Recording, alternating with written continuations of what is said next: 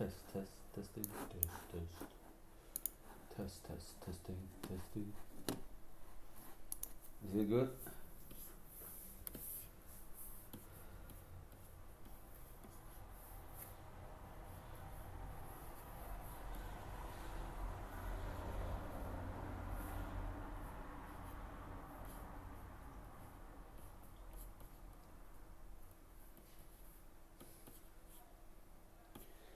So I was saying, I was trying to install a second monitor, but it's an old piece of junk, so I do not have the right cable.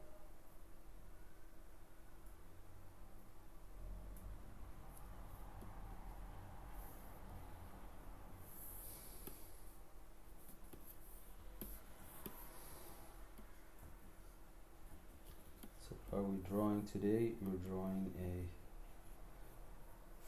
ancient forest creature who has some kind of how do you say that? An arboreal growth.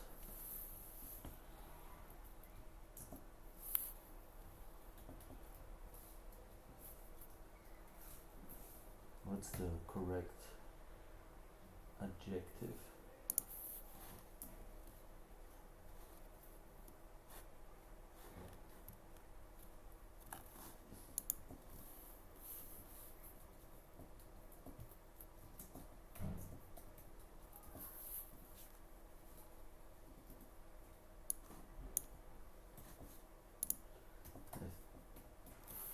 I really have to ask.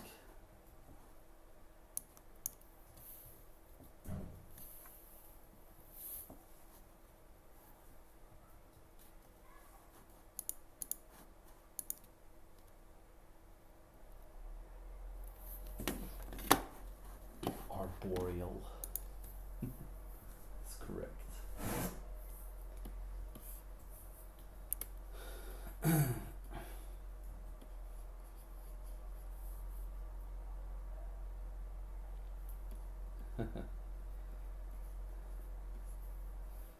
Thanks. I don't know if it's my idea per se.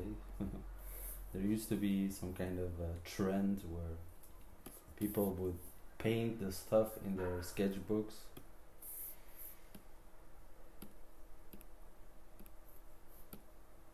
So that's kind of what I'm doing. But I took it a step further.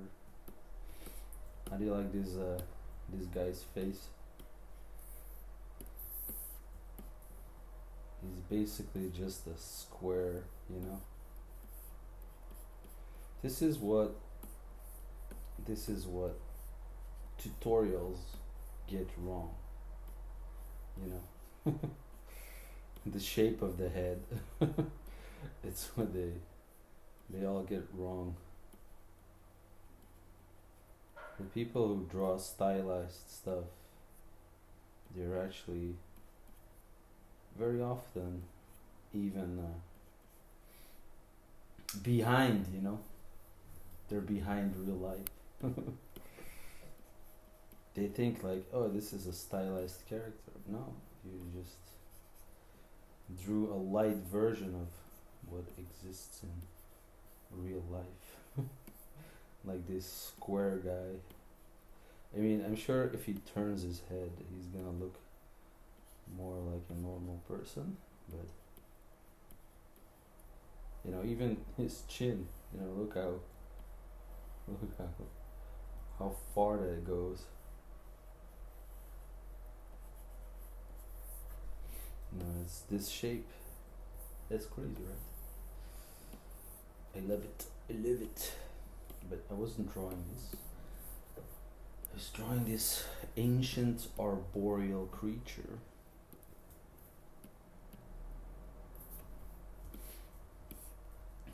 Why?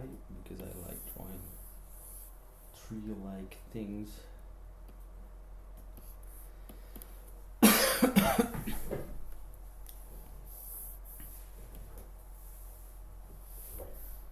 So this is the gesture sketch, I would call it. So now, basically, what I do now is draw the second pass, which is kind of for me the finishing pass these days.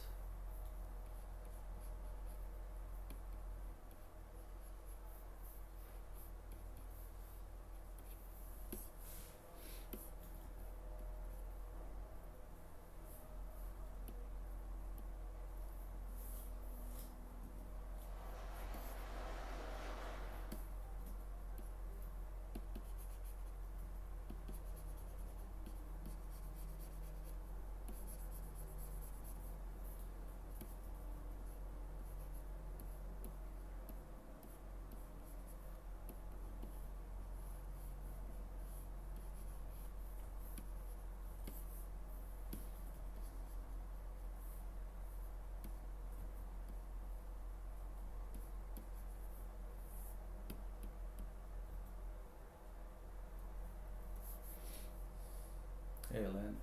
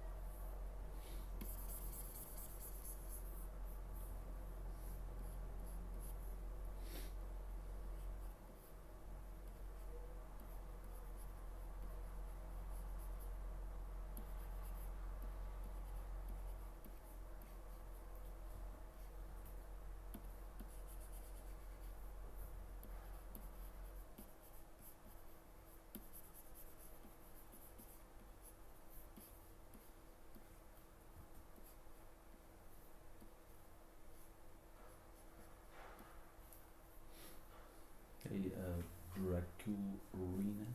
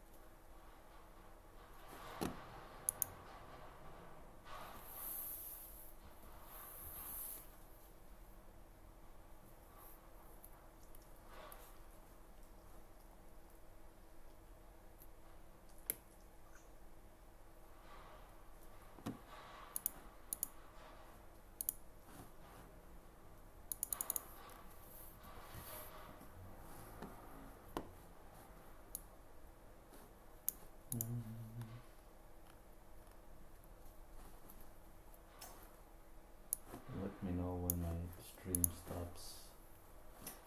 If it like freezes or something.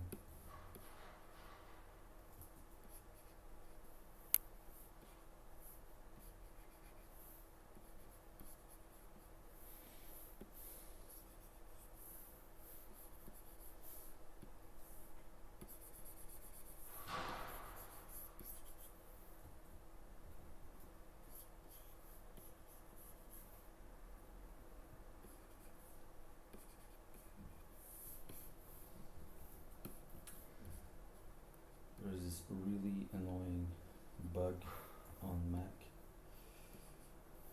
Alright. The display capture just stops.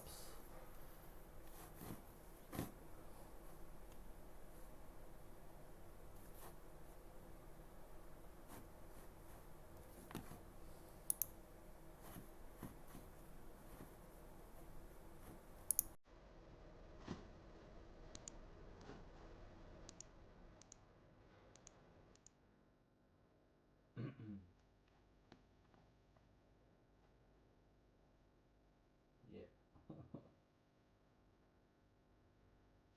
It's very sunny outside.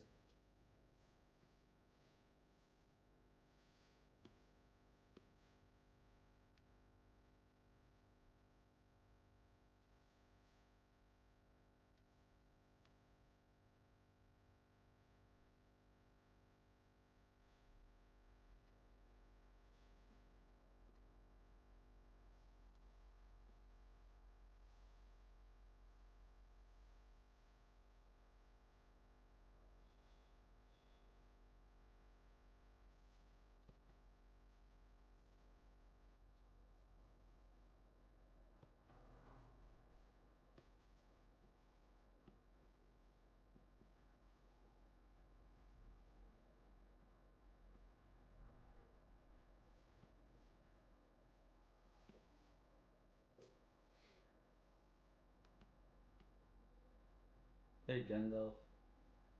Um,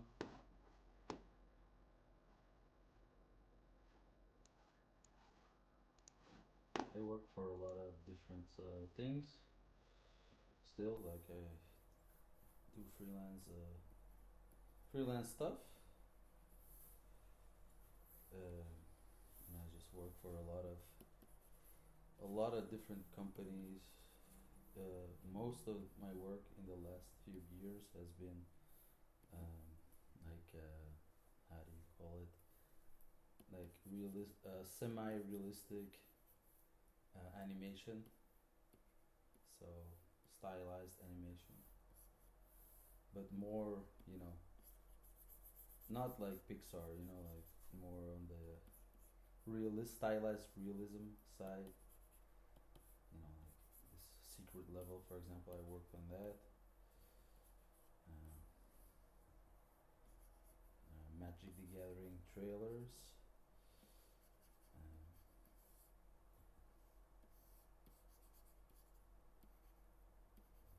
but yeah, I really like working on personal stuff as well.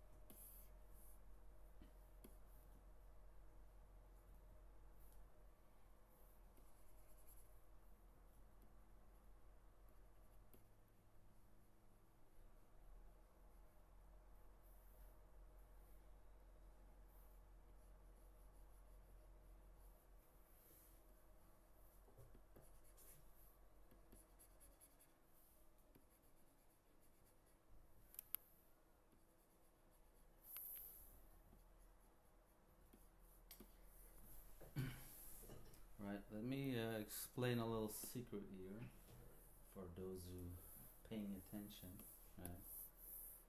Right? Whenever you're drawing something that's kind of complicated, right, but it still has some kind of symmetry to it, right? We want to look at it's not really the profile lines, right? The profile is usually said like it's this, when you do the side view, right? But it's like the outline. I will call it the profile line. I don't know why, but right. But you see this line, right? Burp, burp. This interesting line, right? And it's kind of this principle, right? Let me show you. Let's say you have just like a vase-like object, right? And it'll help you. That's symmetrical. It will just help you understand, right? So imagine like a wireframe inside of this object, right?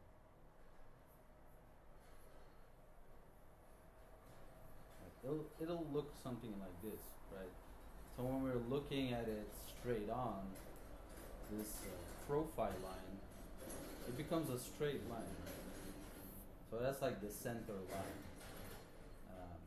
In this case, we could also say, it doesn't really matter since it's a uniform object. We could say this is the center line, right? And our object is turned, a little bit 3/4 view in this symmetrical vase object. It's not gonna change the actual outline, right? But this is just to illustrate, let's say you have a little shadow, right? That this line, all these lines that are inside, they're basically the same, right? Hello. I'll put the sound a little bit harder. Okay, is this better? Right. So when you see this line on your creature, right? And you can say that this creature is actually sort of symmetrical in a way, right? So if you would draw it straight on, you would have symmetrical sides to it, right? So that's the same principle as this thing, right? So this line here, right? If you draw the center line, right? This would be the center line of the character, right? Even though the lines are not uniform like this, right? They're changing, right? Because the structure is changing. It's not the same structure. If you move there, it's not the same, right? So, this if you draw the line here, obviously, it's doing different stuff, right? But the thing that is the same is that it's, as this line is changing, right? It's doing the same thing on both sides, right? Because it's a symmetrical object, right? So what we can think of is that this line right here, right? This one is this line, right? Somewhere inside the object is a line that does the same thing, right? So this line and this line, right? They both have the same profile, right? So this line somewhere in here is going to be, a similar line, right? So I don't know what exactly am I drawing here, right? But so this one going, this one sort of like that, right? And the line actually disappears behind this chin, right? It comes out like that, right? Because this chin it's like a sub shape that's covering up the actual line, right? But so you see this line here and that line, they're both mirrored, but in perspective. So, if you want to know how to like shade the, that inside shape, right? We just have to go and look at all the places that this line is actually changing, that the planes are changing, right? So here we can draw this imaginary line, right? So this thing here is like a plane, right? So not only does this line kind of dictate where the values go, right? Because we said, you know, the light is coming, you know, from above, basically, right? I mean, the light is not 100% symmetrical because I got a little bit of a sideline. That doesn't really matter, right? There's gonna be some kind of value change at the same places, right? So here we can see the top. We need to find this line somewhere here, right? So this line is that line, and this line is here, you know, this line, right? That should be somewhere here, and I don't have that yet, right? This line is that line, then it goes in, right? It goes down, it goes down, it goes in, it goes in. So you see, for me, all this stuff is lining up because I know about this. When I draw, I don't need to, you know, I do this automatically, right? But this is an excellent way to check if you are actually lining up your anatomical features correctly, right? Oh, my phone is gonna fall. Okay, right. So and yeah, this stuff should also be going, you know, into perspective, of course, right? So this should be going to the same vanishing point, right? So here we have this line, and that's that. Then we go like this. I mean, obviously there's something kind of wrong here, right? This one goes down here, this one goes down, and then it passes, right? So that's the entire idea behind this, behind the structure, right? Let's draw one more arrow. Right. So you see, it's actually not that difficult, and this is a great way to check whether or not you are doing things correctly, right? So here the same, this point, right? So you have this little line, this is the center line, right? I'll draw this center line. Now we gotta go in perspective, right? You gotta go somewhere there, right? We have this line, we have that. So when you move this stuff, it actually, you know, looks like it's in perspective. Right? So that's the science. So tell me if you have ever seen this in a, you know, let me know if you have ever seen this concept explained in a tutorial. You haven't, right? That's because it's my my own kind of it's my own teaching stuff.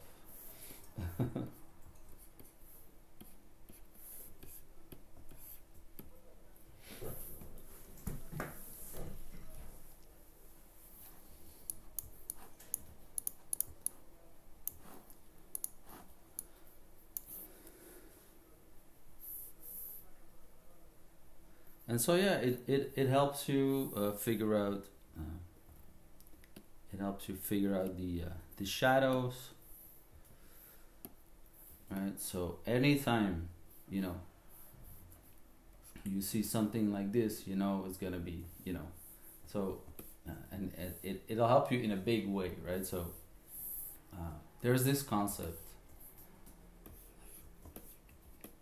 you know, so for example, like how do we know which values are going to be the lightest and which values are going to be darker, right?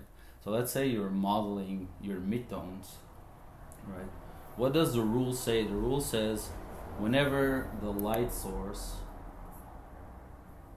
and the normal of the plane, right, which is a line that's perpendicular to the plane, fall together, right? So this is the light ray. So whenever they're at a 0 degree angle, right, they fall together. It means you have 100% brightness, right? So anytime the plane is turning, right, is gonna get darker, darker, darker, until it hits the 90. When the normal oops, hits the 90-degree angle, right? So this is a plane, this is the normal, right? So whenever this thing is 90 degrees, right, the light shoots past the plane, right? So that means that from this point on, right, it's shadow, right? And all of the other planes that are less than 90 degrees turned away from the light source, they're midtones, they're in the light, right? But so the rule is anytime the plane changes, the light's going to change, right? So here we have basically our planes, right?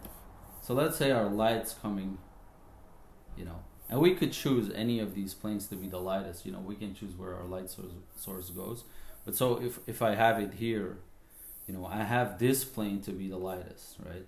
So this is my light ray, oops, like this, right? So now I have a light ray, it's hitting here, right? So now I can see, what planes are in the light and which planes are in the shadow, right?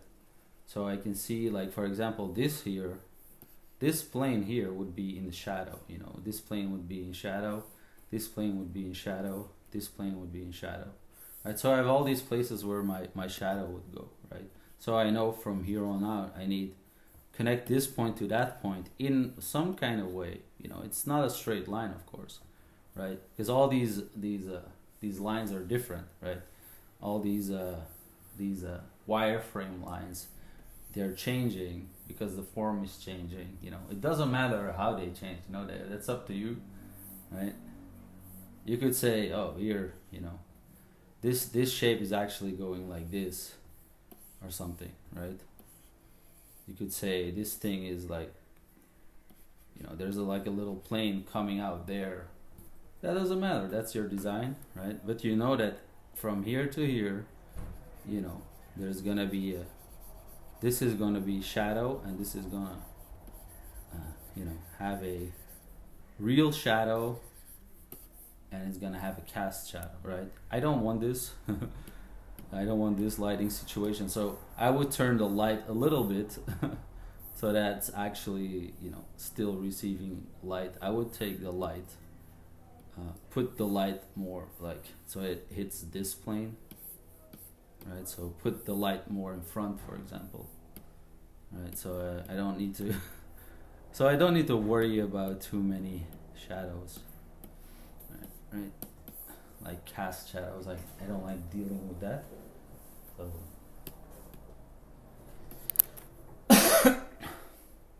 but yeah, it makes figuring out where to put the shadow, it makes it easy, right? Once you get familiar with this concept, that again, I have never seen this explained in a tutorial directly like that. I mean, I haven't seen all the tutorials, but if you know, like, somebody who talks about this, yeah, let me know.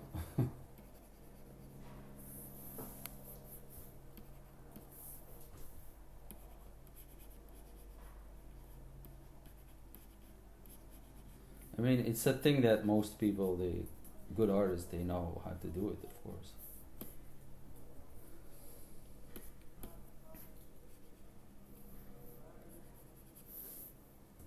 But yeah, so another thing, going back, because I wasn't really finished talking about this, right? So let's say the light source is coming more from here, right? So this plane here is gonna be the lightest, right? So now when you're doing your midtones, you also have a guide, right? Because it's like whenever the light's turning away, it's gonna get darker, right? So you know this is the lightest, and it goes darker. You know, no, let's make it easy. Let's put the light again here. You know, so here it's, you know, lighter, darker, darker, lighter, darker, lighter, darker, darker, lighter, darker, lighter, darker, darker, lighter, darker. Right. So you know what to do, right? But you also know, for example, that, you know, if this plane is the lightest, right, then this plane here, all of this needs to have a darker midtone, right? So it's also a guide for your midtones. If you're wondering, you know, like why does my stuff look flat, is because this idea is that, you know, if the plane is pointing a different way, it's gonna be you know, it's gonna be darker, right? Where is this? Where did I put this? But yeah, at the same time, there's also gonna be a gradient, right? In you know, in this direction, right? So if the light's coming from here, right, the light's gonna do, you know, you have kind of this thing where, you know, you have this line and you have that line, right? I don't know if that makes sense. Something like this, right? So these are the axes on which stuff is gonna get lighter and darker, right? So let's say you have all these. Let's do this. Wait.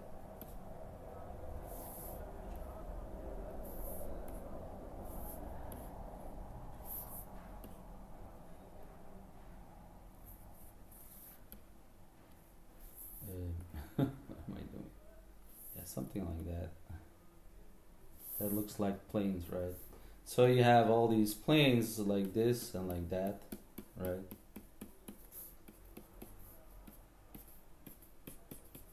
So this is like the overall, you know, what's happening to this, right? To this egg shape, right? So you're gonna have a gradient going this way, right? So this is subtly going to get darker, right? And then it's subtly going to get lighter towards that center, right? Depending on the type of light source, of course. But it's also always like that, even with sunlight, right? Because it's the same thing. The sunlight, you know, your face is turning away. The geometry is turning away from that directional light source, right? So as it's turning, it's gonna get darker. Otherwise, we wouldn't be able to see anything, right? So that's a little lesson. Now let's keep drawing, right? Hope you guys like that. I do these little explanations to practice my my teaching.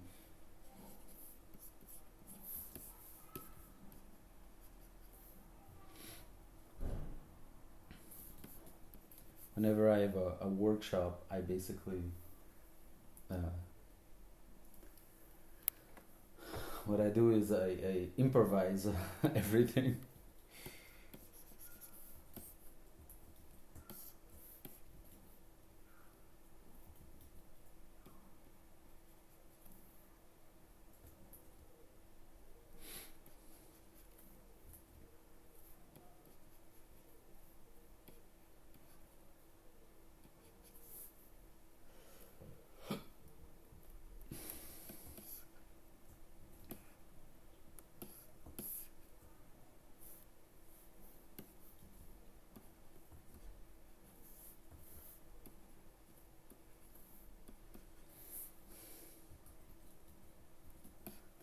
Does this look like? I gotta check Evan Amundsen stuff for a second. I'm just gotta check if I'm not subconsciously just ripping them off. Portfolio.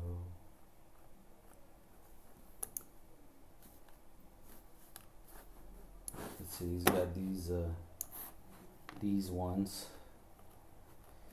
it's kind of different, right?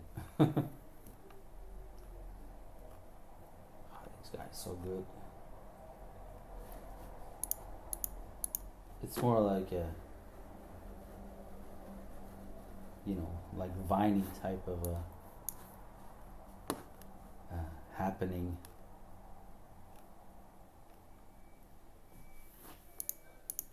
Like with little vines coming out instead of, basically, my idea is that the skull shape changes into wood, basically.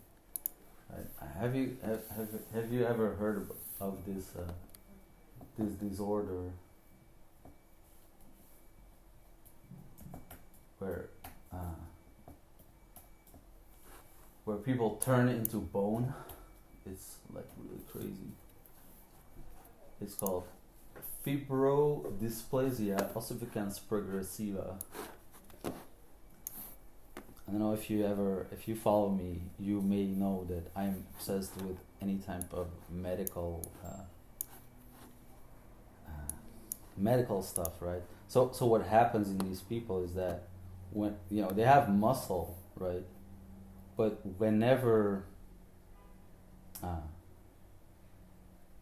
they have some kind of injury, instead of the body repairing it with the same tissue, right? You would say, like, if you like work out, right? You do these little micro tears, and then your body repairs them with muscle fibers, right? So you get stronger, right? But in these people, when they tear something, instead of repairing this stuff with muscle, it repairs it with bone cells, basically, right? So all their muscle, they turn basically into bone, right? It's insane. So it's one of the craziest, and I think it's probably pretty rare. Let's see how rare this is. Like probably 1 in 10 million or something. I don't know where it says that. Where does it say? No, one out of 2 million people, right? You imagine there's like 7 billion people, right? So that means there's thousands of people who have this, right? So there's like 10,000 people who have it.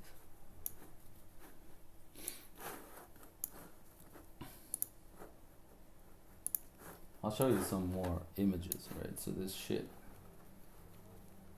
I mean, it's pretty crazy, right? Look at that.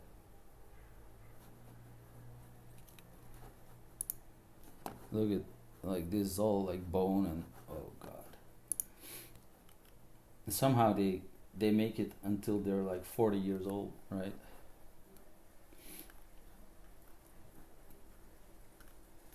And basically these people have to decide at one point what position they're gonna be stonified in, because I think they eventually stop like being able to move, or that's maybe like another one. There's like more than one. There's also, I think it's a different one, where they lose like and they have to decide like at a certain point if they're gonna be lying down forever or sitting forever, basically. It's like a decision they have to make. That's crazy.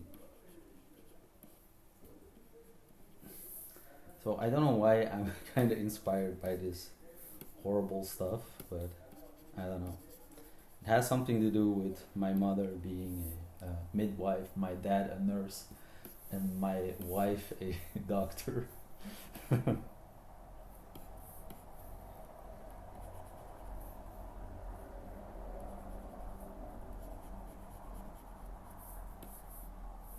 So here again, where am I choosing to put the hatch lines? Because this is going there. I will start from here and hatch out, and then do the same on the other side, right? And so depending on how turned the light is, right? So I have a little bit the light going this way, right? So it means these planes are getting more light. So what I'll do is I'll make this side darker than the other side. If it was perfectly symmetrical lighting, then these two values would be exactly the same. But since my creature is being hit more from the from this side here, I'm gonna make these one a little bit lighter, right? Even that's like too much, I think.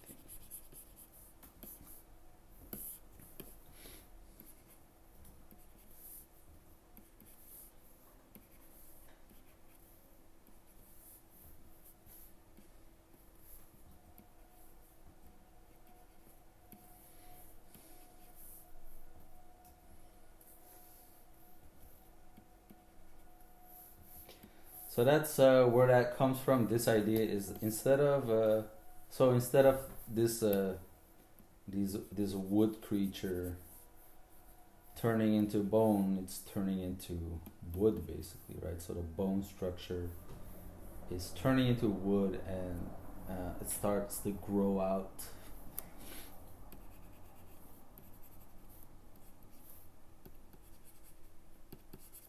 It eventually protrudes the skin and then starts forming these branches.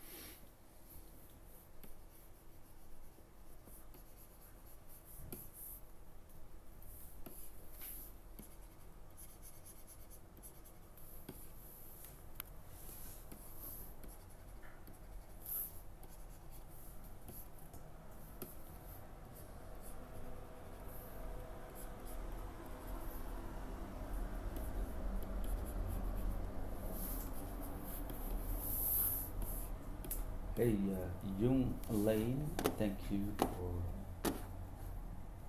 for that. So if anyone's here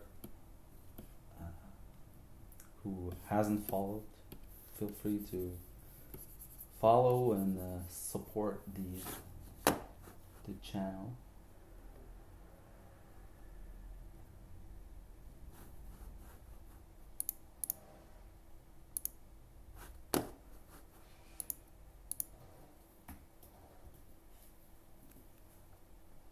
Nice hair. Yeah, I went. I had a shower yesterday. Then it starts to look like this kind of bear hat.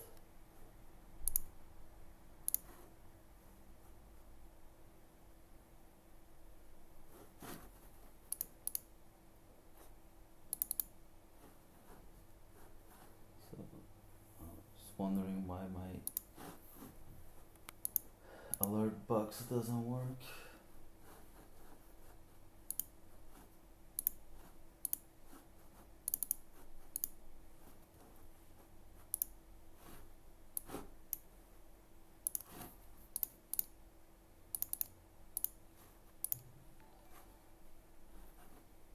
Oh wait, I gotta move it.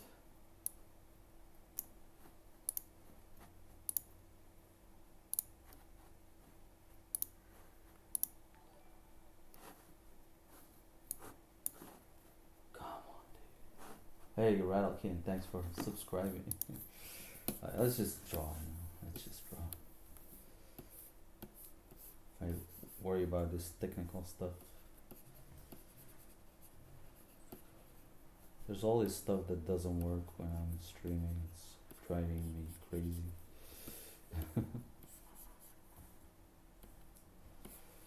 Alright, so again, let's talk about this again, you know.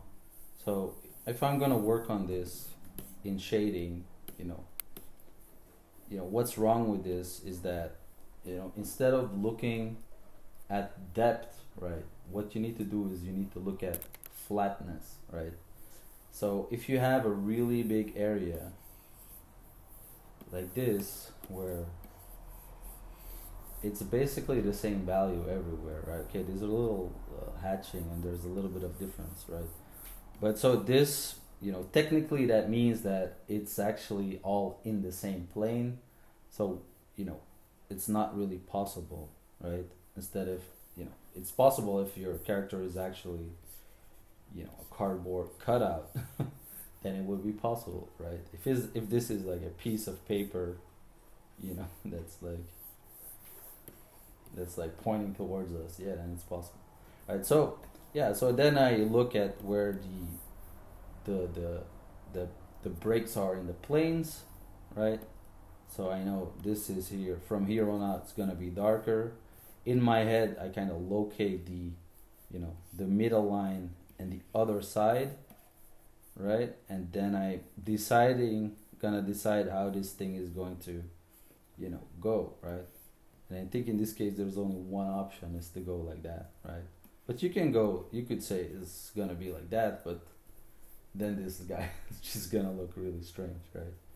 So what needs to happen is just I need to start here and put value there, right? And then it's gonna make more sense, right?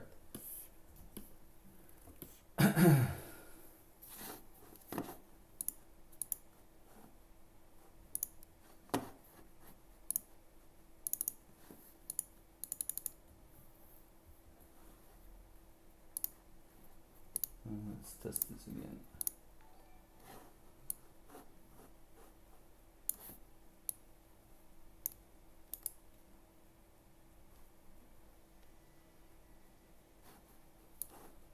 Oops.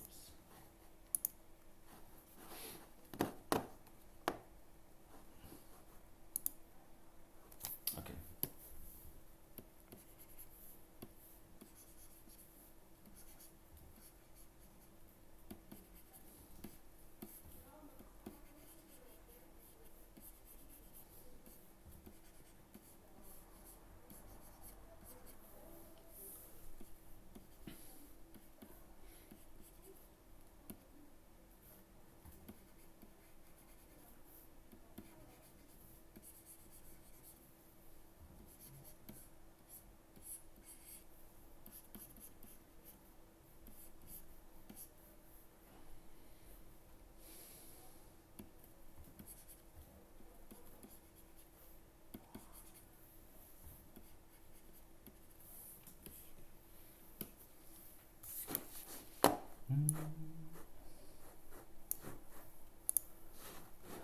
What else? What else?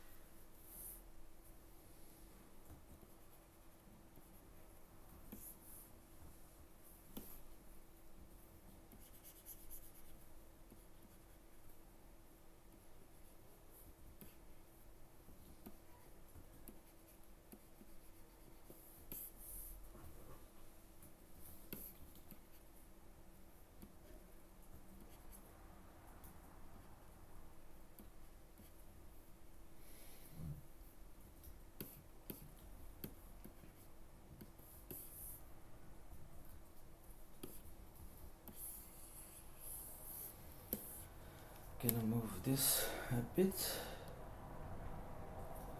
so I have a little more, bit more chin side of the face. For the side of the face, we need to have this shape, right?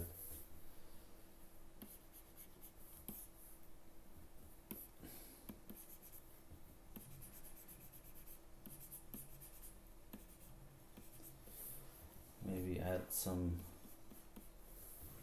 facial hair, some sideburns here. Kind of works with these. What we call this creature, like a Dryad.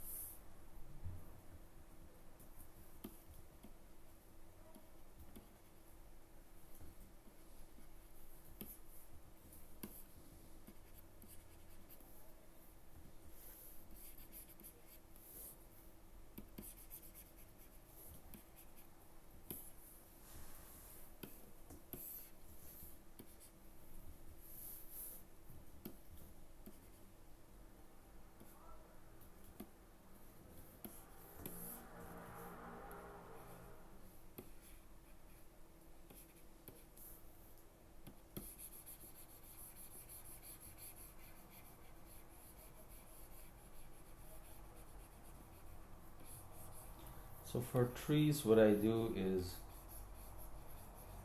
basically I'm just, instead of doing hatching, I'm doing these lines that follow the bark structure, right?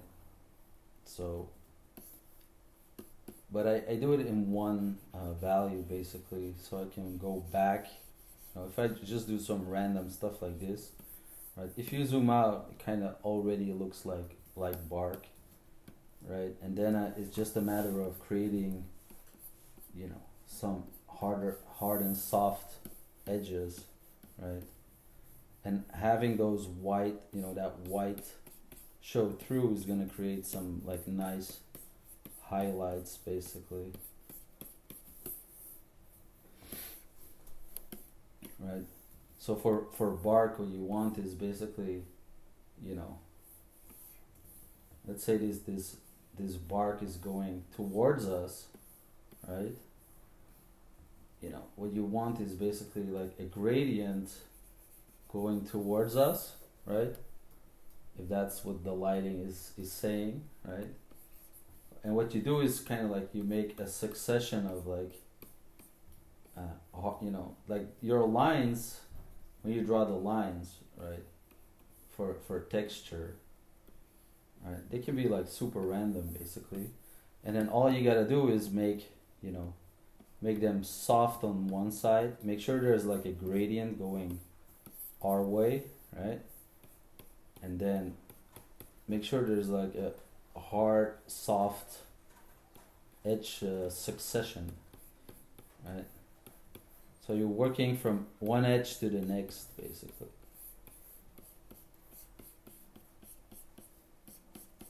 So you keep one side of the edge hard, right? And then the other side is soft, right?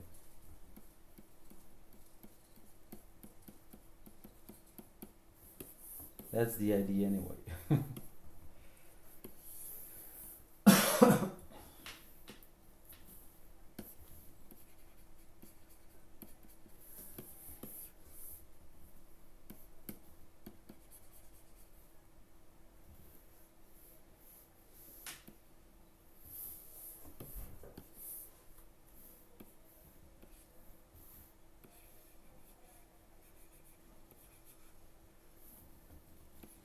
So it just works really well. Let's say I'm drawing this like craggly shape, right?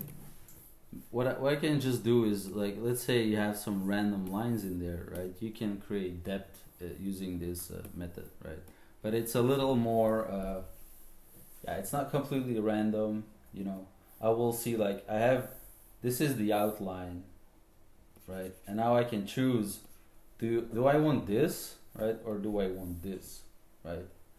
Which of these shapes do I want to have overlapping, right? So I can, here I create like the connection to that piece in the back, right? So what I'm kind of thinking is that this is like, you know, this is the shape like that, and then there's like, you know, it's kind of like a triangle shape connecting, right, to basically, uh, yeah, what's that shape, you know, basically to a shape like that.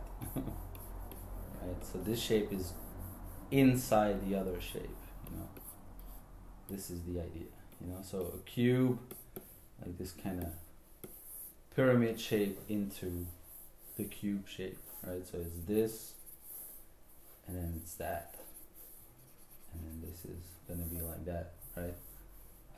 That's the idea, except that it's, you know, more organic. So we can play with all the shapes a little bit more, and that's why it's fun, because that's why trees are really fun, because nothing really matters. You can just do whatever you want with it. It's different when you have facial proportions. That's why trees are like relaxing to draw.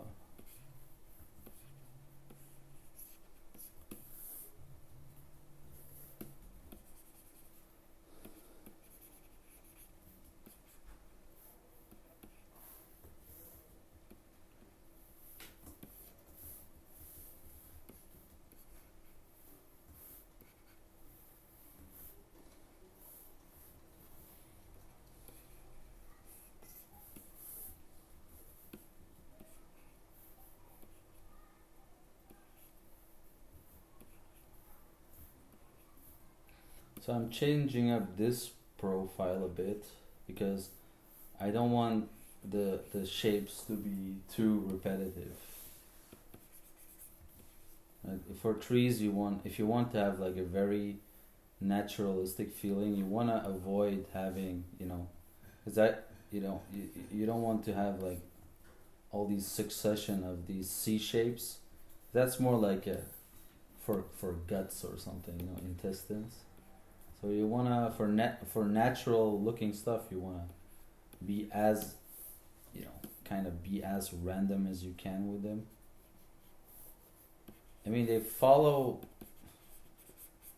you know, they follow a certain like genetic algorithm, right? When they grow, but there's a lot of stuff that's gonna, you know, they always grow the same way, but like there might be, you know, actual trees in forests, you know, like let's say there's an earthquake, or there's a lot of wind, you know, that changes the position of the tree, you know, at the base, right? The tree is always going to grow up, right? So let's say that the tree just, you know, let's say you have a little tree like this,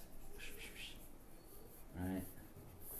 And suddenly the earth shifts, and now this tree is like standing like this, right? Then it's gonna grow like that, right? Or if it has a lot of wind, it might do something like that, right? Like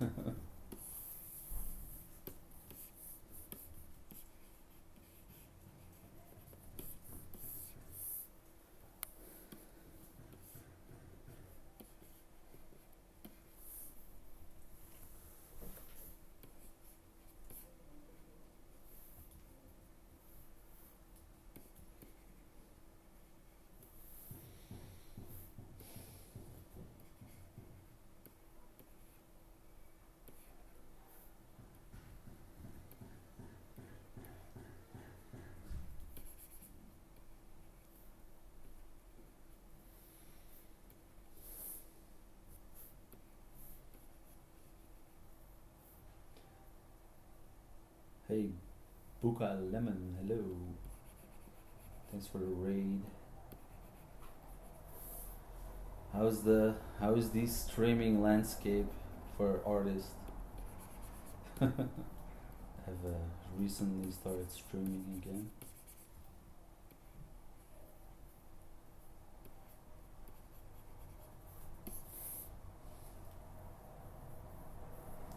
You had a good stream, that's nice.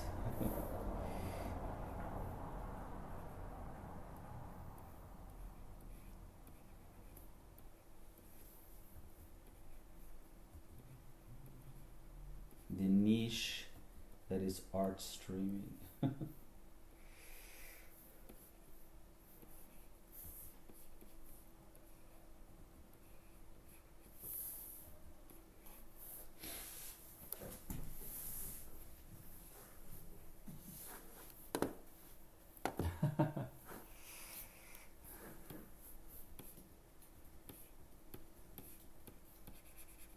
For me, streaming is like a way to get good at talking, basically.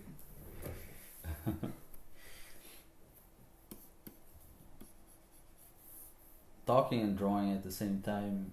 I do a lot of teaching, so it helps you talk and talk and draw at the same time without being nervous.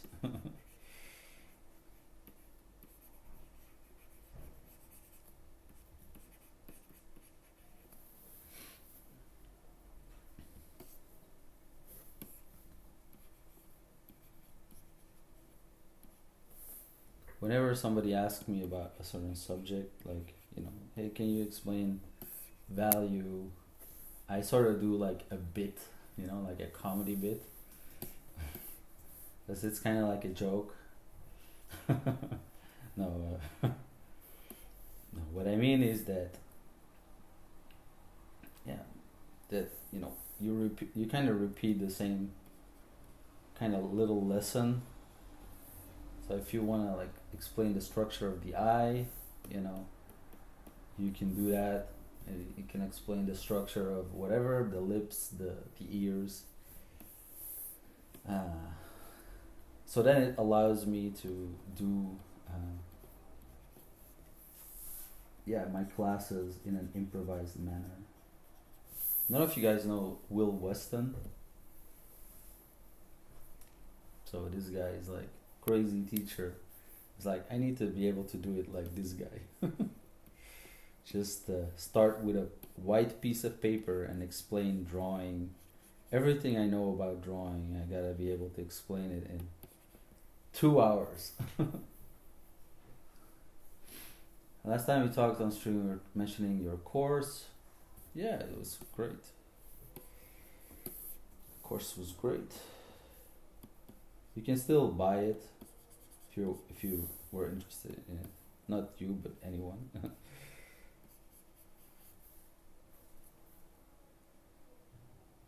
Yeah, like that Will Weston.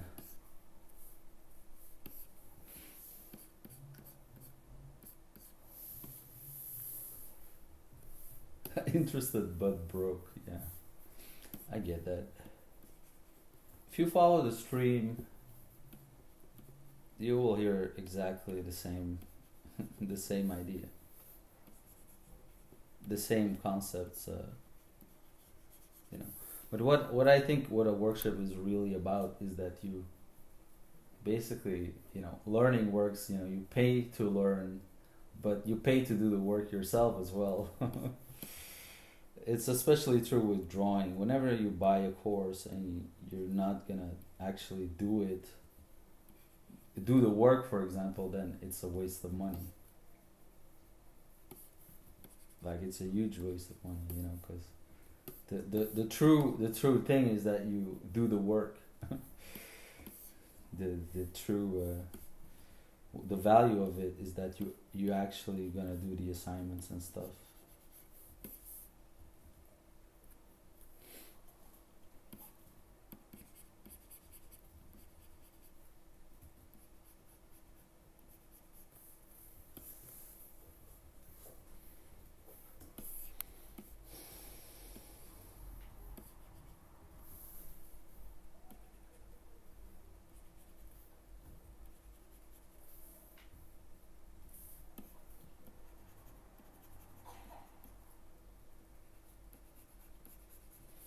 Because I know I've had these workshops and then people pay, even in the critique tiers, then by the end, not everyone is like, like I had one workshop where at the end there was like only 4 people or 5 people submitting like the final thing. And that's kind of sad. Like wondering like if, what did I do wrong? Was it so boring or something?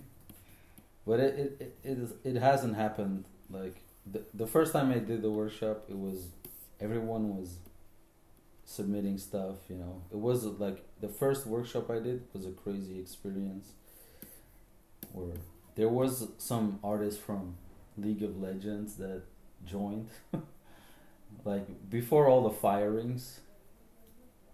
So there was like this group of friends that decided to join my workshop together, and they were like really high level, so they were kind of firing up everybody.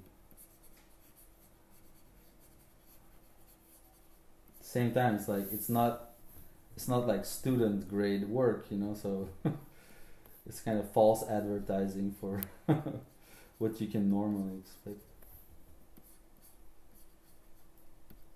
But I feel like you should be inspired if you see good art. I had this whole period in my life where when I saw good art, I was just jealous and kind of like I didn't really want to see it, right? But I got over that.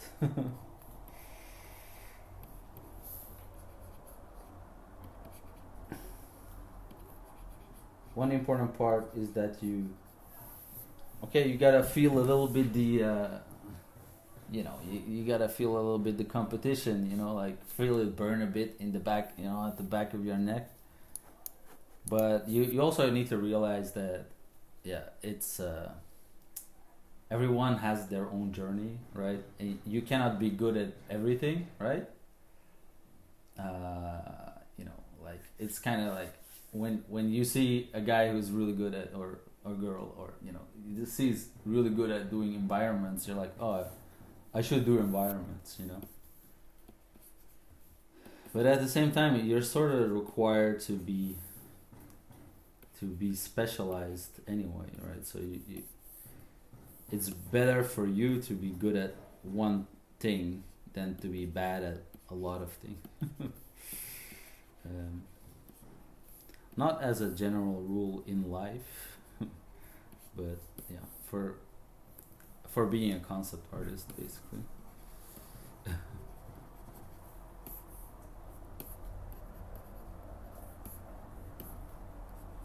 As I know that's like a meme somewhere.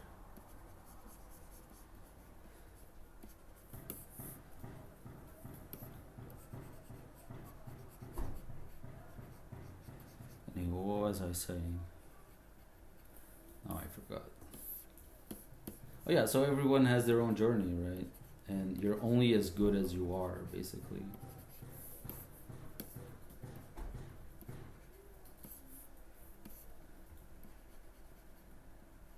And really the only thing you can do is you can't like skip the steps. So the only thing you can do at this moment is to change the habits, and then let it let that take its course, right? So sad. I wish I could participate to such classes.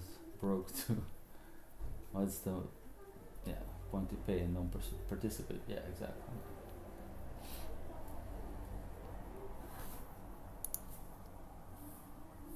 There's no point. So save your money. Try to do it a different way. You don't need to do it. The way I feel about workshops is that you kind of need to be a person who needs this.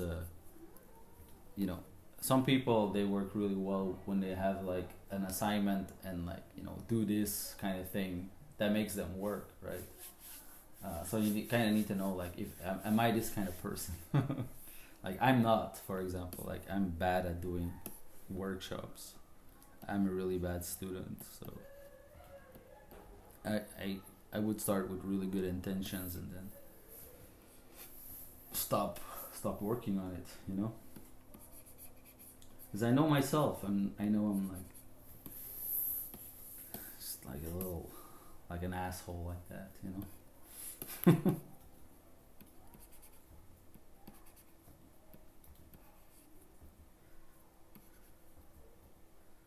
I'll be like, I gotta do this, but actually I wanna. But I'll do like, instead of doing that, I'll be like, oh, I'm gonna start drawing portraits now, even though I spent, you know, €1,000 on a workshop, instead of doing whatever the workshop's telling me to do. But like that's a bad way to be, but yeah, unfortunately, I am a little bit like that.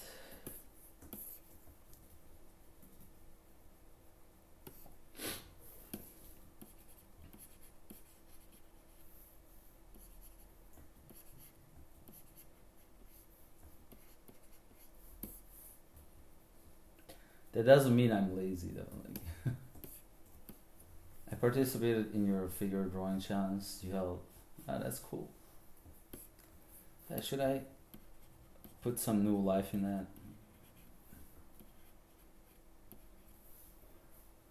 If I'm gonna stream more, maybe it's like a good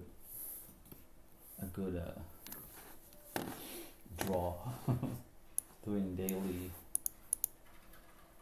sketches, warm ups and stuff. But I got kind of bad at doing that too.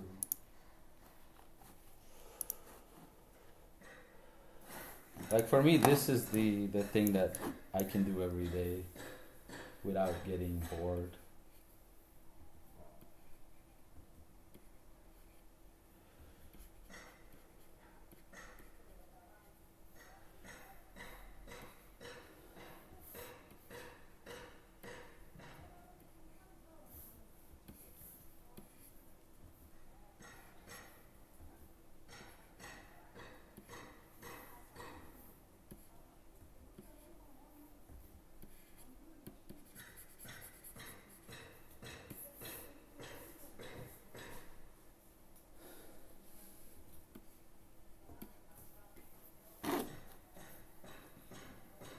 Hey, yeah, what's your time zone? I realize I stream at a really bad time. Most people they stream, after work, and I stream during work.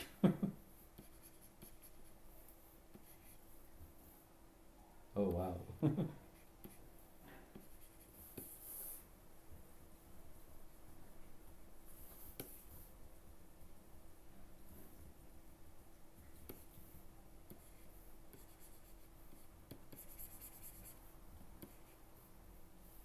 So I'm trying to widen this branch that's turning around so that I can connect it. So that this one turns into that one. So I need to make it like a lot bigger. Probably like way bigger.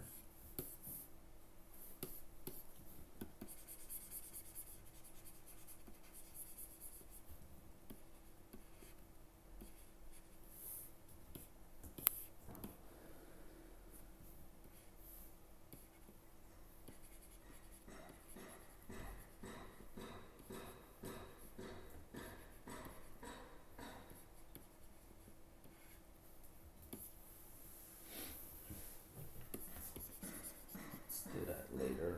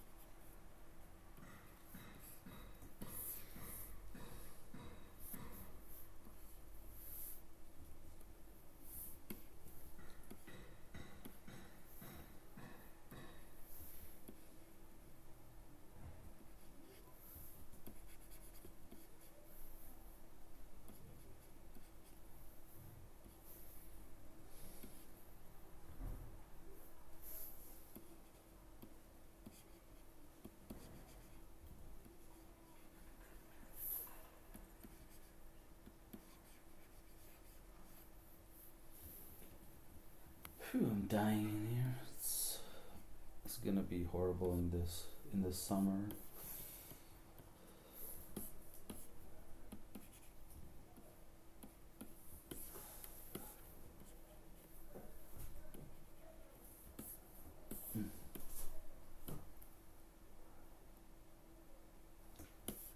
I don't have to work.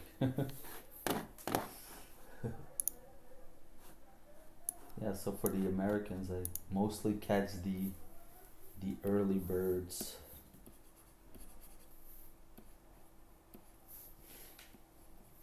Although a lot of Americans have told me they watch my stream during work.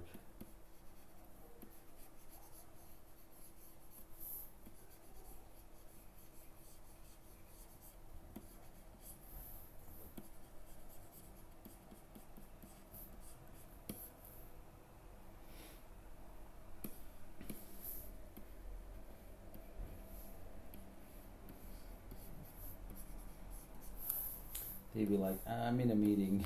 I'm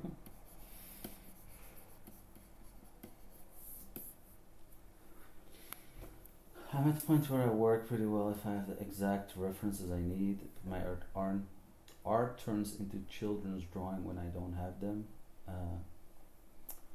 Yeah, what I would say to that is that's the thing, that the demoralizing part. That shouldn't happen. So if you can get over that, right? So what I would have to say about that is that you need to accept that you suck. And I've had like 3 moments in my life, in my artistic career, where my ego got in the way of getting better, basically, and that's really what it is, right? So your ego is getting in the way of your results, basically, right? So you gotta allow yourself to suck again, and it's a lot easier. Let's say you would start with something, and it's part of the in the entire AI discussion that also is like a lot of the arguments is like, yeah, if I would like if I it's like democratizing art, and they would be there like, if I start from scratch, I cannot make this kind of stuff, right? But that's the thing, like you need to allow yourself to suck again, and you need to accept that you're not actually, you need to find the child in yourself, basically, right? So that curiosity, like, how do I get better, right? So what I would say is, get yourself a sketchbook, right? Call it the bad drawing book or whatever, right? And accept and say, this book is just for bad drawings. I'm just gonna do a bunch of bad drawings, and I'm gonna be happy with it. These drawings need to be as ugly as possible. This is the goal, But the goal is really to just fill a page, right? And this is what you should be happy about, that at the end you filled up the page, instead of that you made 20 good drawings, 20 bad drawings. You can spend all day trying to get one good drawing, but if the goal is just I want to do faces, but I just want to fill up 10 pages with faces today, right? I mean, that's maybe too much, but you could do like five drawings a day or whatever, right? And it's gonna help you,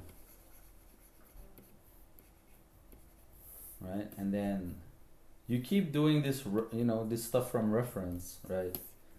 But what I would recommend is, like, let's say, you start just with heads, pages of heads, drawing heads, and that's what you focus on, basically.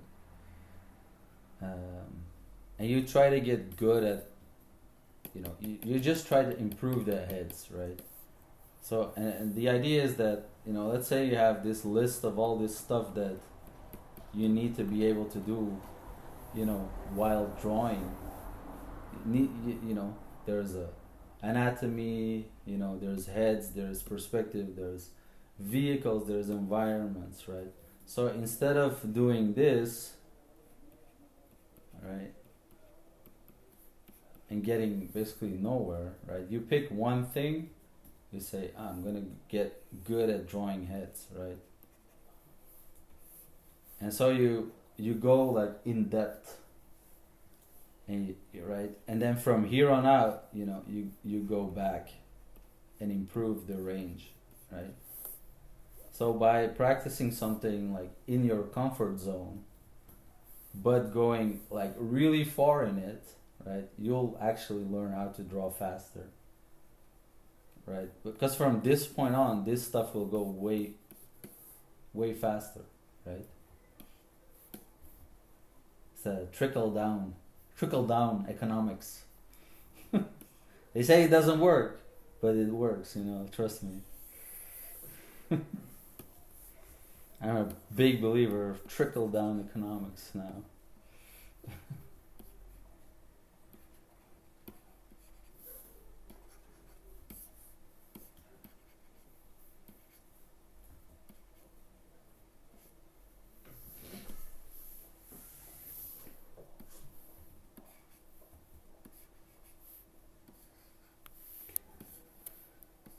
When you're talking about drawing, trickle down economics is a good way to get better.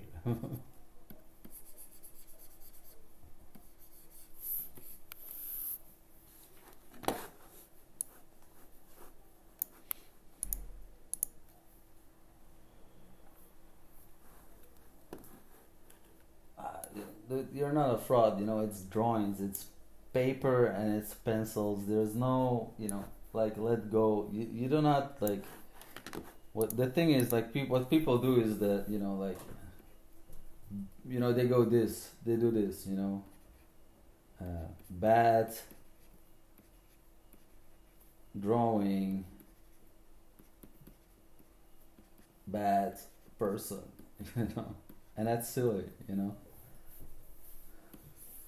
It's not, it's like, it's completely, like, you need to decouple, the feeling of, feeling bad when you make a bad drawing.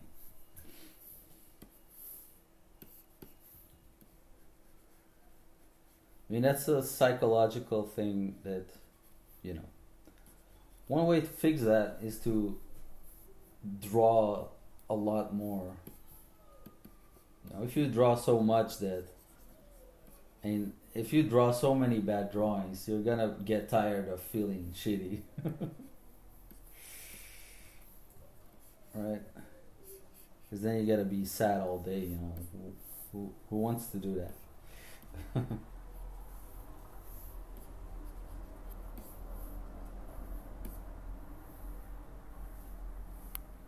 We don't want that.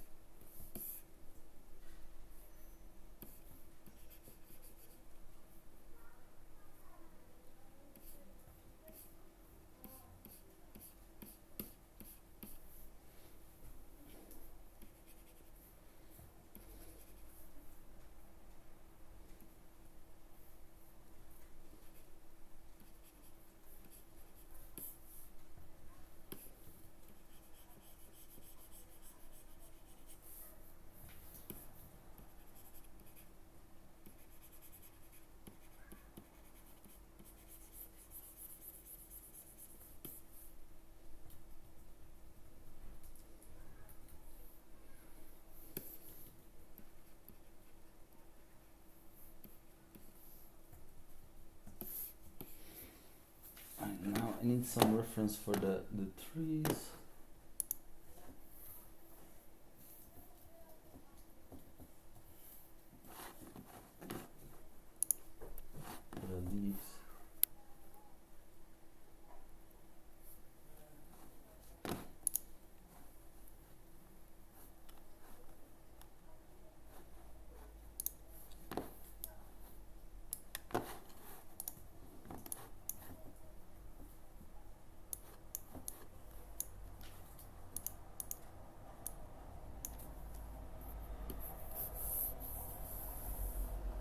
Oh.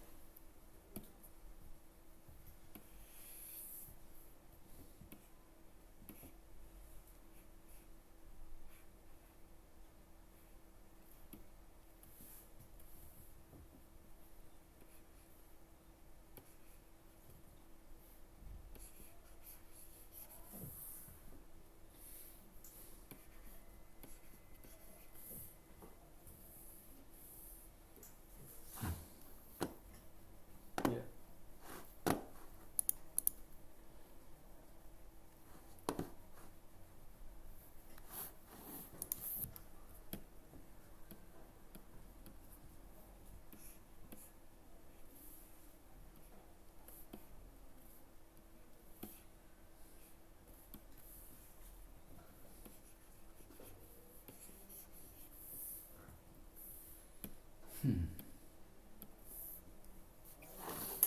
That wasn't bad. Can I do better?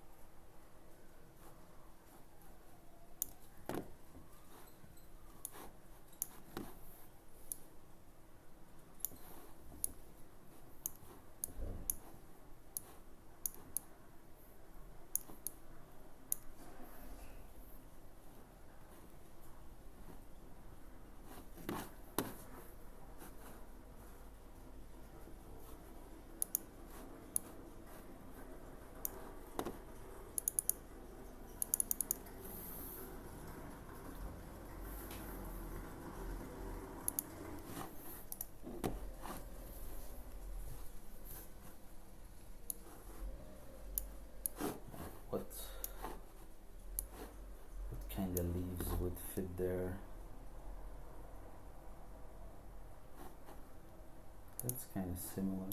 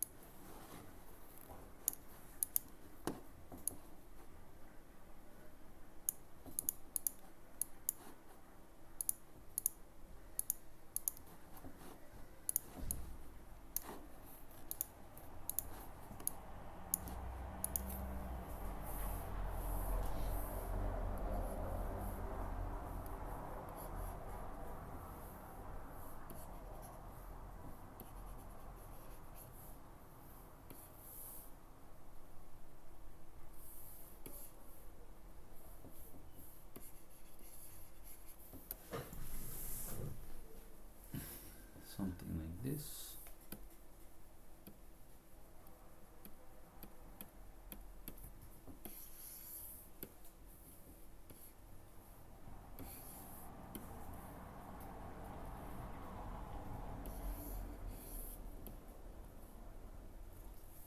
That's what I need.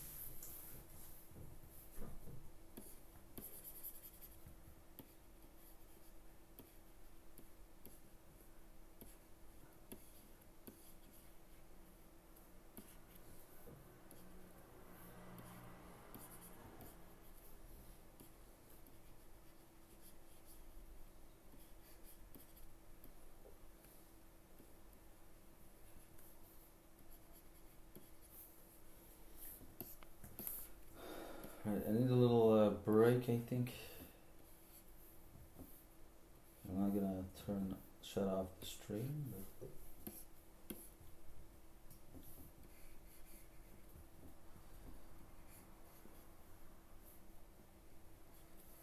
but I'm gonna drink some coffee and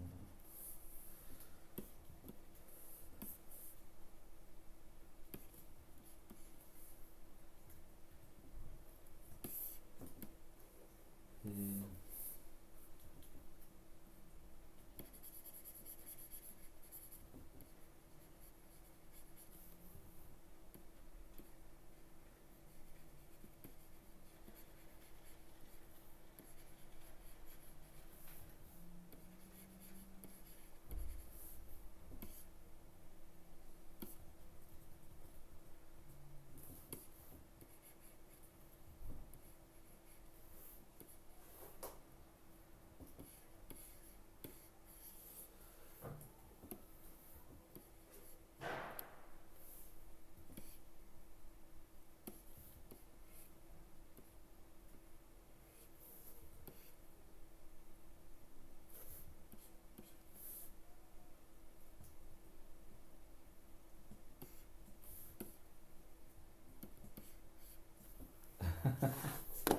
Yep.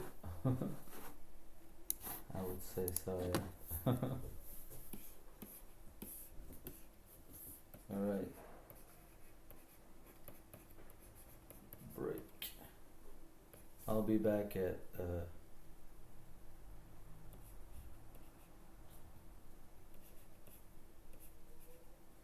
14:15.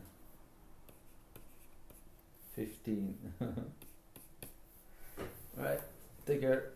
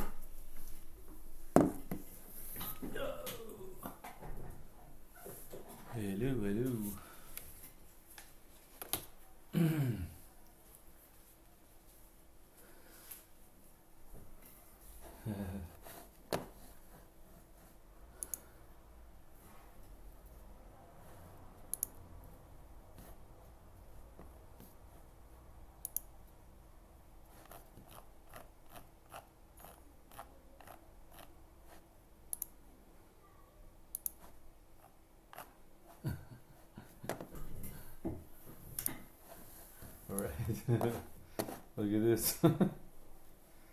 That's awesome. Like you made it like a different version, like a different character. This is like a little more pudgy.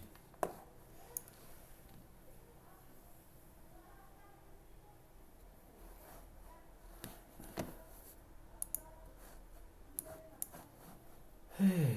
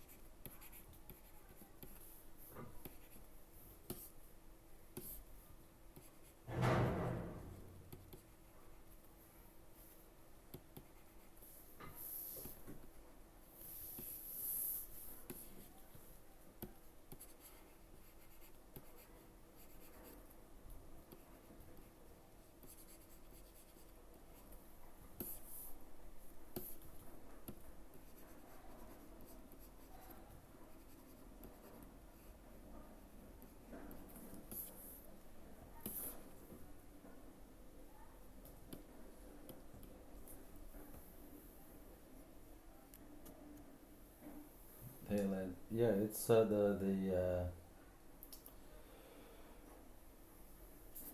it's like a spectator version because I'm not giving critique.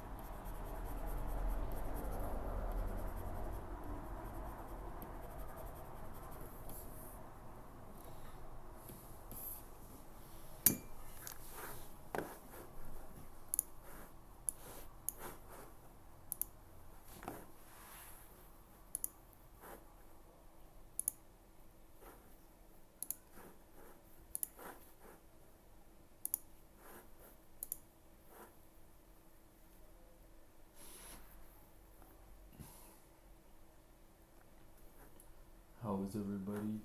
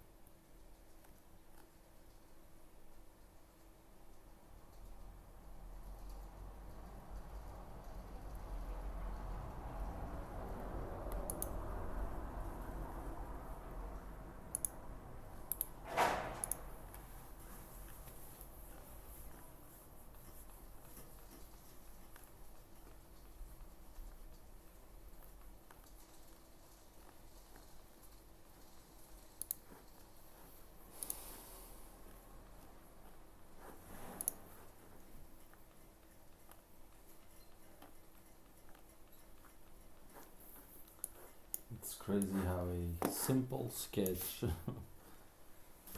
Anytime I do this simple sketch stuff, then like it beats all my other stuff.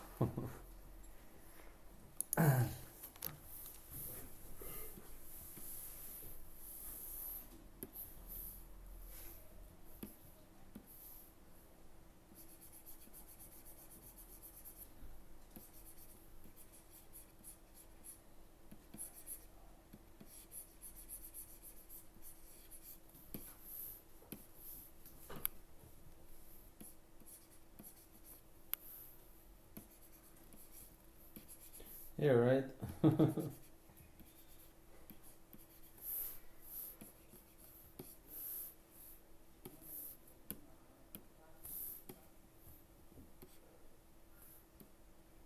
It's always the more. I think it just speaks to a bigger audience.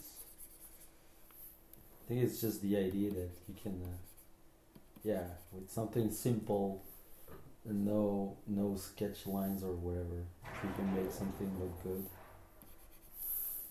The most asked question then is, like, how come you didn't use any sketch line like construction lines, which for me isn't special because I've always drawn like that.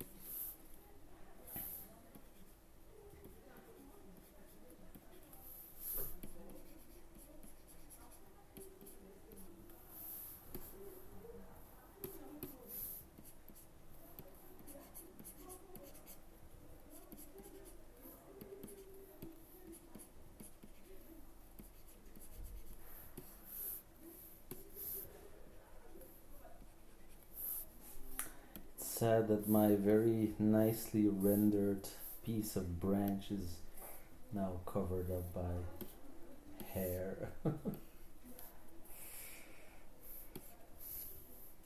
You gotta sometimes kill your darlings.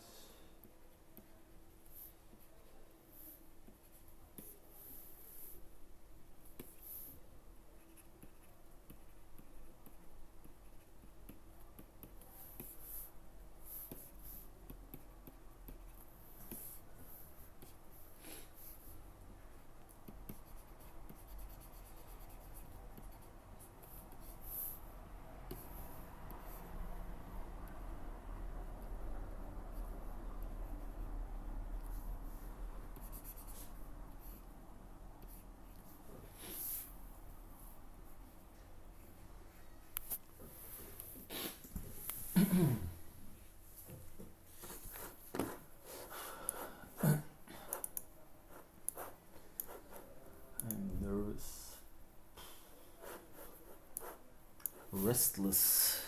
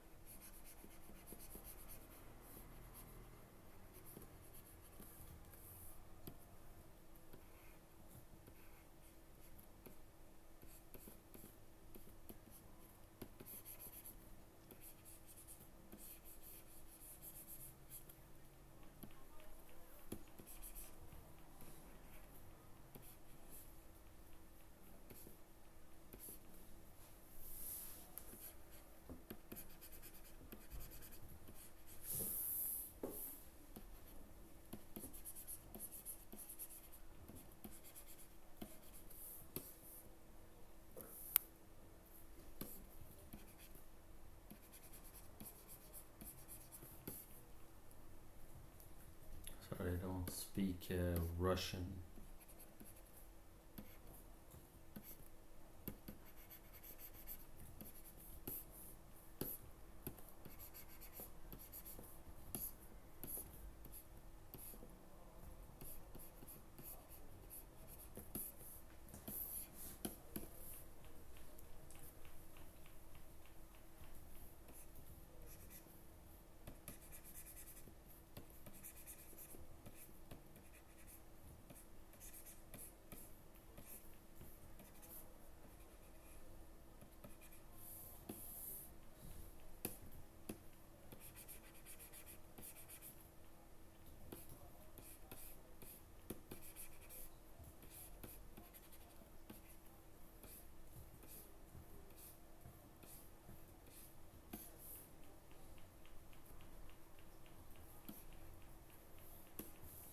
All right.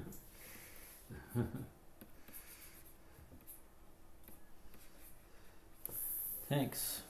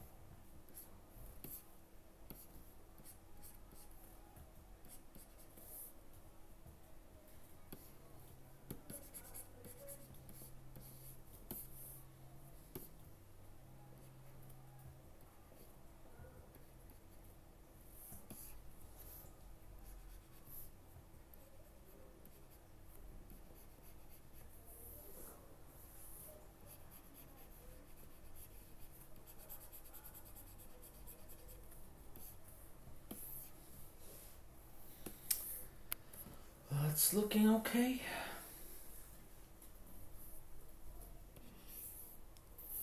Don't tell me that it's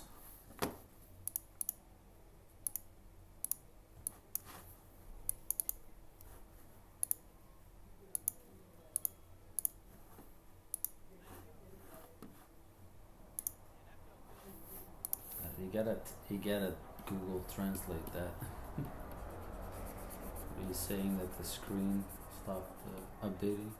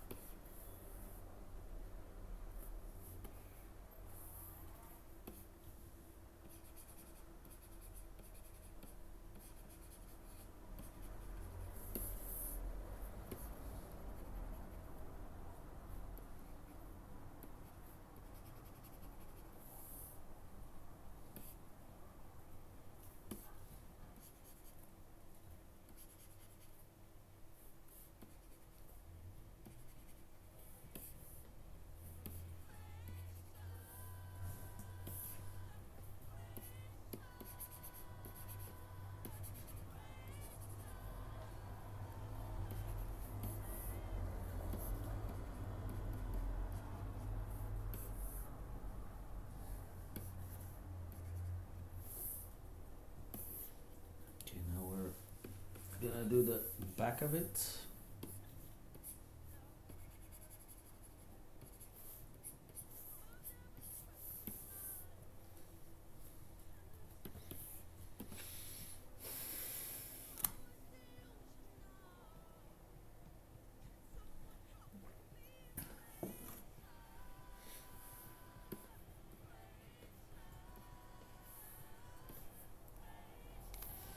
What kind of course do you guys think I should have? I think I should do just pencil a pencil rendering course.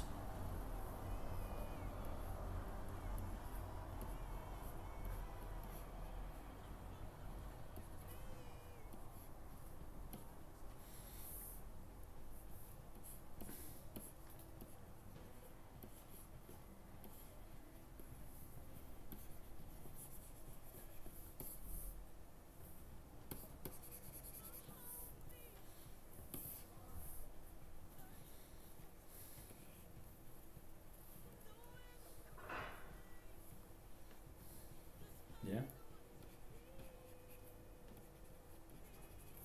That would be so much fun to give. I just get to do this all day.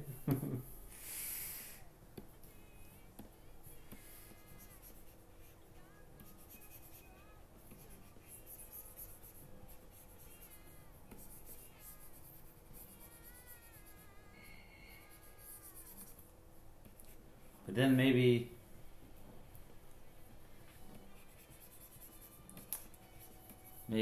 people will just copy my style too much, and then they get better than me at it. It's like what like that's happening with the portraits. There's some people on Instagram. They're like using my portrait technique from the portrait workshop, and because I'm not doing it, like I'm hardly doing these kind of portraits anymore, but they are, so they're gonna get better than me at it. And then I'll be like, hey, your work looks like, hey, yes, your work. Did you steal that from this artist? Then I will know I've done my job as a teacher.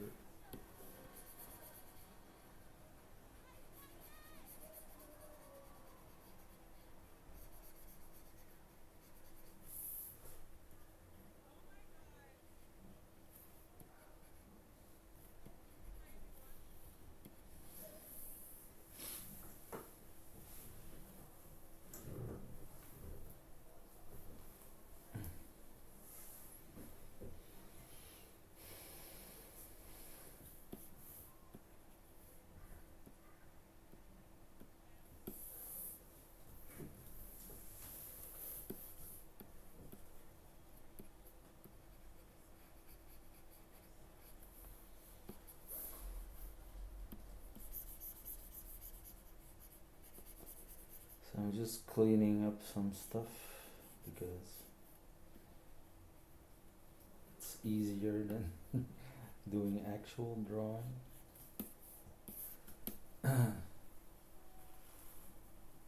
Hey, yeah, that's what I do it a lot, just to relax. I try to work like from do like a full work day where I work on either client work or on this stuff, and then after work, let's say I go to my parents-in-law, and I try to bring a sketchbook. Like maybe I can find some time to do a couple of sketches here and there.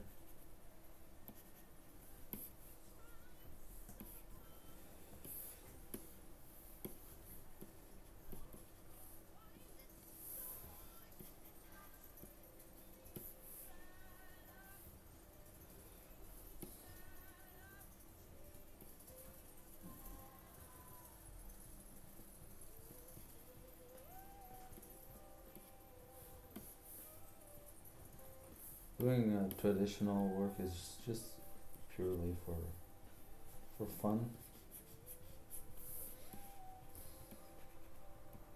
But I mean, this feels like traditional, very much.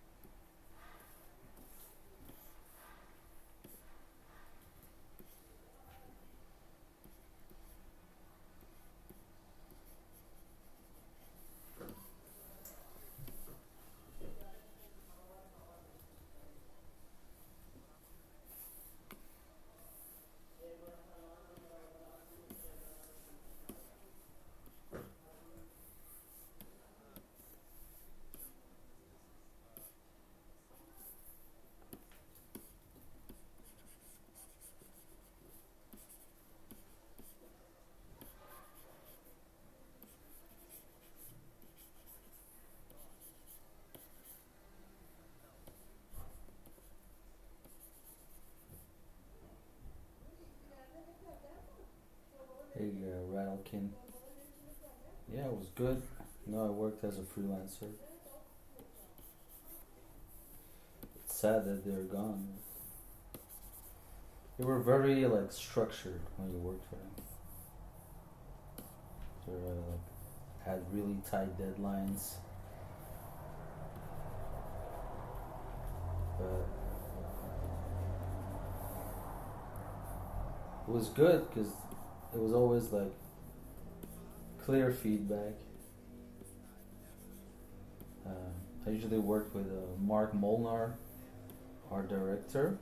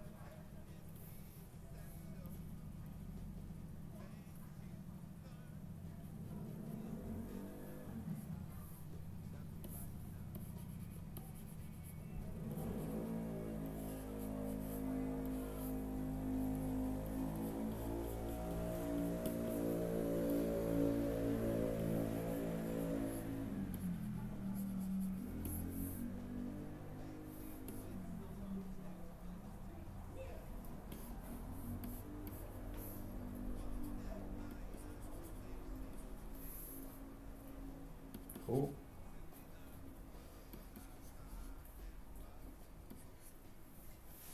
So where did you work?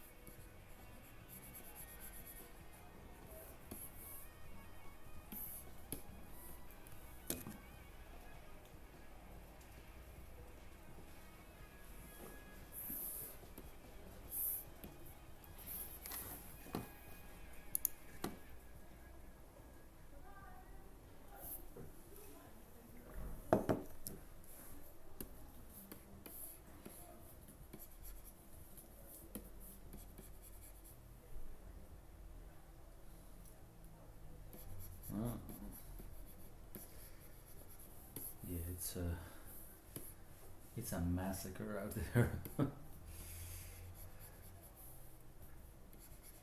No, I guess if you're a freelancer, you're kind of used to all this, and at least I am. I never really like worried about making money and stuff.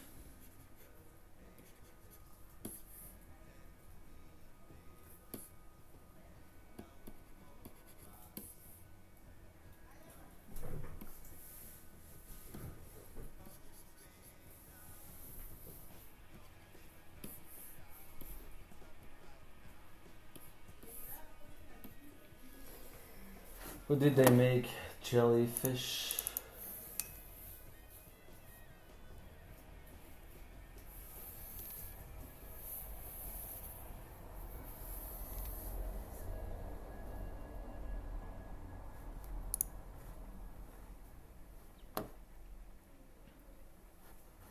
Is it Jellyfish Games?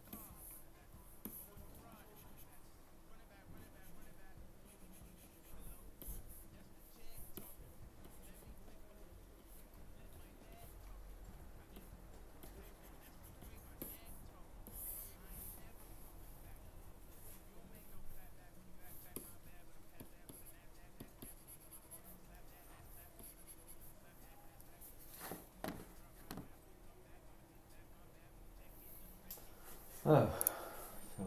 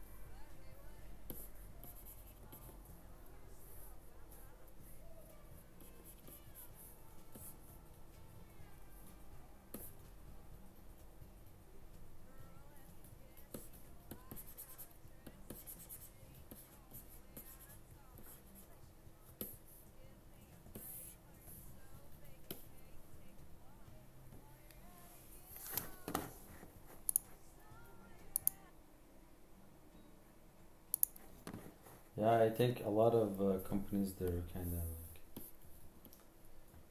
feel that a lot of companies are just one. You know, they're so tight the budget and stuff that it's just one like it could be just a client being late paying or something, you know.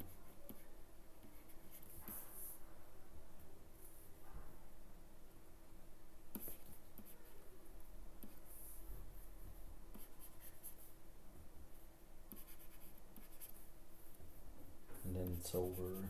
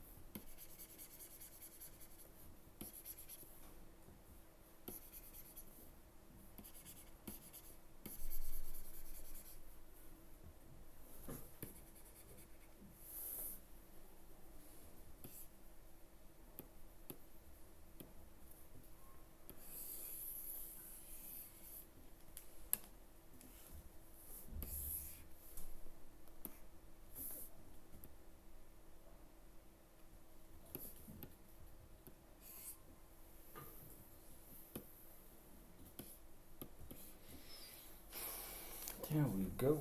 I think we're almost done with this sketch.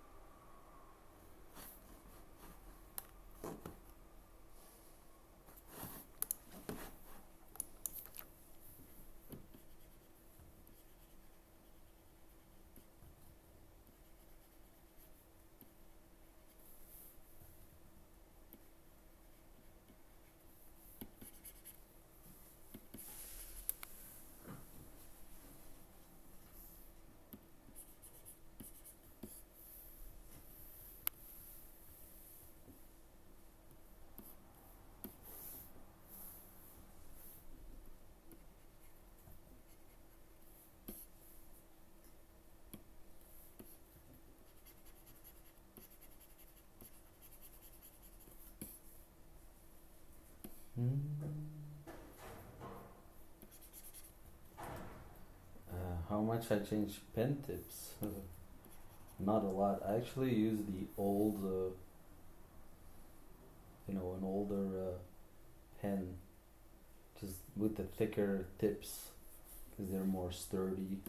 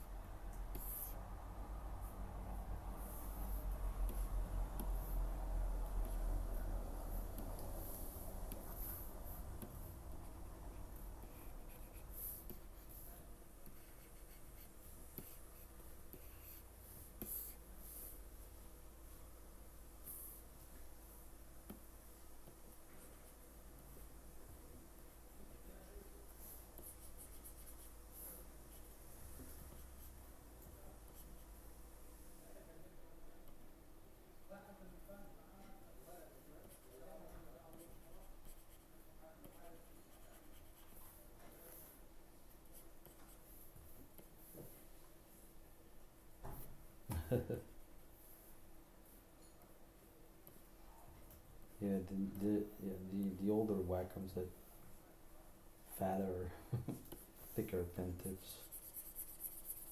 But honestly, you know, they're all like, oh, this one has this amount of pressure. And honestly, the Wacoms and the tablets have been, they've been good enough for many years. We don't actually use all this pressure, or I don't anyway, because I pick the colors I want. So instead of, I'm not relying, I'm relying on pressure a little bit, but not, you know, I am always picking the color that I want.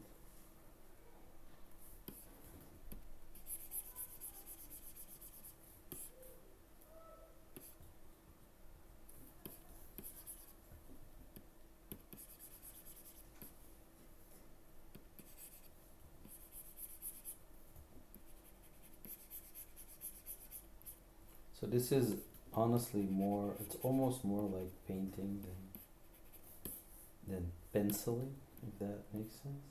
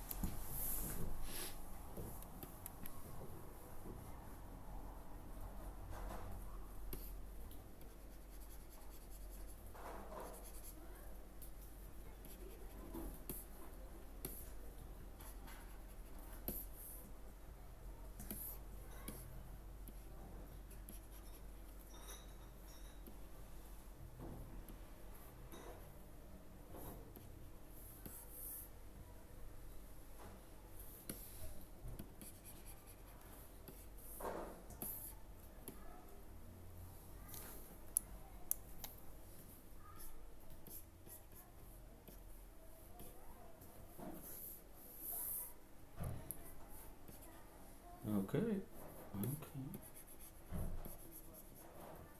Okay. I think we're done.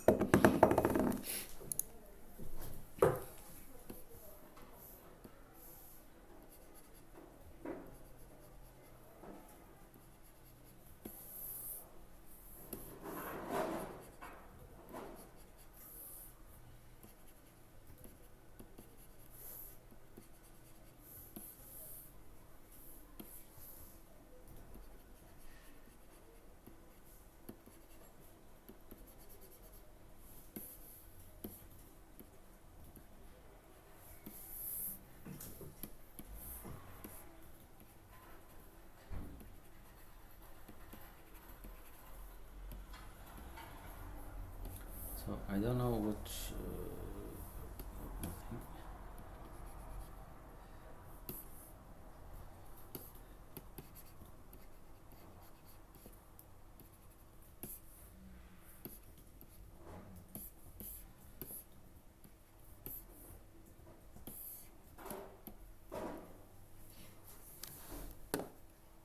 I think it's a strike.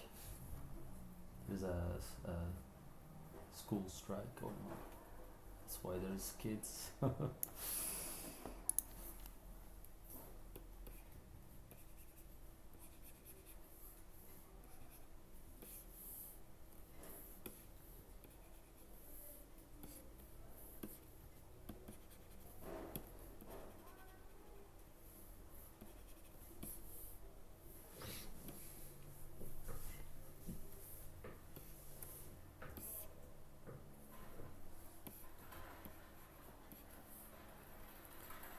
Alright, so this was another episode of the Jens Classes stream, or whatever you'd call it. Jens Classes show.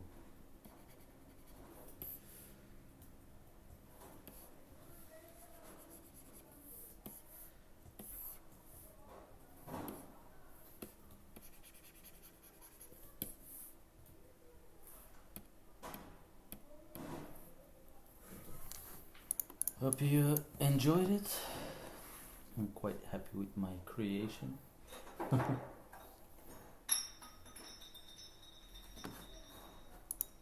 So we made this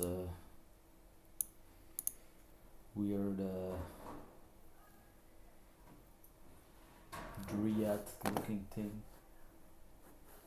It's sort of in line with a couple of sketches that I did recently, like did before. Like this one, I'll show you. This guy here.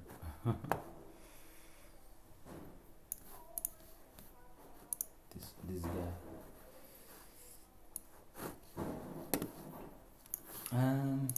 So yeah, I'll be back tomorrow. Hope you guys have a pleasant day. And have a good day. Bye. Oh yeah, so yeah. Don't forget, if you are following the stream for a bit, don't I appreciate a follow and a share or whatever, right? So